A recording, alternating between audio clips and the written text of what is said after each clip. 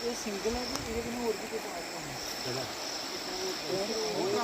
ये हाथ रात मारना इसको बात आ रही है सारा प्रैक्टिस दे रहे हैं।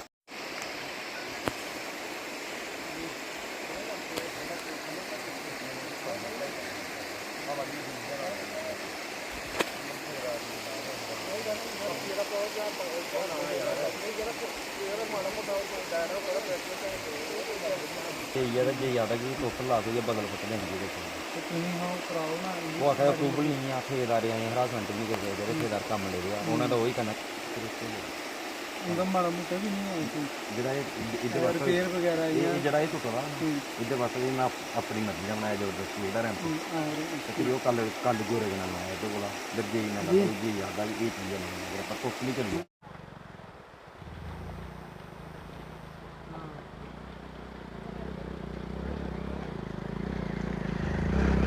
मेरा नाम अब्दुल रशीद पोसवाल है। ये हमारी बेड ब्लॉड पंचायत है और ये जो जगह जहाँ पे हम खड़े हुए हैं ये बेड ब्लॉड का वार्ड नंबर 1 पंजवारी पड़ता है। जी आप खुद अनिल साहब खुद आप देख लो कि ये रास्ता बिल्कुल चले गया है, सारा रास्ता ये बह गया है। आप देख लो कोई भी जहाँ पे तरीका नहीं रहा है किसी का चलने का, बड़ी मुश्किल से लोग खतरे में हैं। ये भी खतरा है कि अगर थोड़ा सा भी पैर फिसल गया, जहाँ पता नहीं कितने बच्चे 200-250 बच्चा इस रास्ते से निकल के पैदल जाता है। अभी 200-250-300 हाई सेकेंडरी स्कूल कठेरा में, साथ में कठेरा पड़ता है वो 1.5 किलोमीटर। तो अगर थोड़ा सा भी किसी बच्चे का पैर जो फिसल जाता है तो उसकी जान को खतरा हो सकता है। गाड़ियों का कोई जहाँ पे है नहीं है। कल एक प्रेग्नेंट लेडी थी, उसको इन्होंने हमारे लोगों ने उठा के, हमारी पंचायत के लोगों ने, नौजवानों ने लाया और उसको उठा के लेके गए थे। वो यहीं पे रास्ते में ही उसका बच्चा उसको हुआ, यहीं पे डिलीवरी होगी रास्ते में ही, और एंड में उनको लेके जाना पड़ा हॉस्पिटल जैसे कैसे करके। मतलब इतनी यहाँ पे परेशानी आ रही है लोगों को, इतनी ज़्यादा कि बात ही मत पूछो आप। मुलाजमीन जहाँ पे नहीं पहुँच रहे हैं।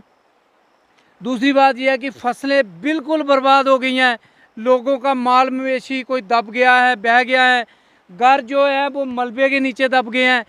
मैं कहता हूं कि इस इलाके में जैसे हमारी पंचायत बेड ब्लॉड, कठेरा, साथ वाली सार वाली पंचायत, ये वाली अपने आगे बागड़ा वाला जो एरिया जहाँ पे बेचारी एक लेडी और उसकी बच्ची जो है वो 2-3 जने जो हैं वो इस दुनिया को छोड़ के चले गए हैं इस फ्लड की वजह से।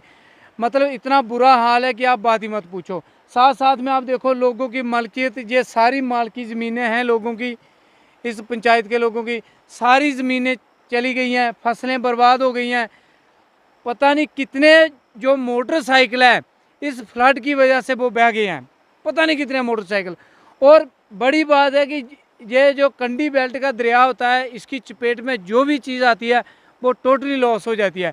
इसलिए हमारी एडमिनिस्ट्रेशन से हमारी ये गुजारिश है कि फौरी तौर पर जहाँ पे टीम भेजी जाए, जैसे एग्रीकल्चर वाले, ऐसा नहीं है कि वो एग्रीकल्चर वाले कोई लोगों को फ़ोन कर रहे हैं भी भाई पंचायत में आ जाओ। पंचायत में कैसे आ जाएं? आप लोग देखोगे पंचायत में कोई बंदा झूठ बोलेगा, कोई सच बोलेगा। इनको स्पॉट पे जाना चाहिए, वीडियोग्राफी होनी चाहिए, उसकी फ़ोटो वगैरह होनी चाहिए, ताकि स्पॉट पे जाके देखे कि एक फैमिली का कितना मवेशी कितने चले गए हैं, कितनी उसकी फसल चली गई है, या कितनी उसकी ज़मीन जो है वो नुकसान कर गई है, कितने घर नुकसान कर गए हैं।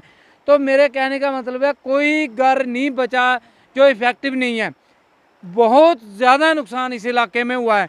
तो मेरी अपनी जो हमारी बीजेपी की सीनियर लीडरशिप है उनसे भी मेरी ये गुजारिश है कि लोग बड़े परेशान हैं, वो भी इधर आएँ।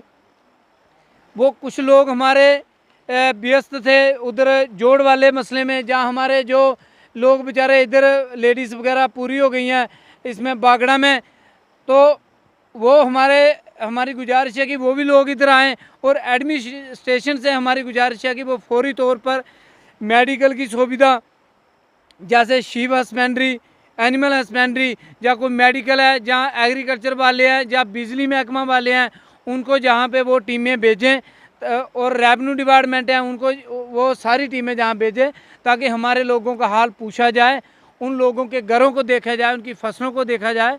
फिलहाल मैं इतना ही बोलते हुए जय हिंद जय भारत।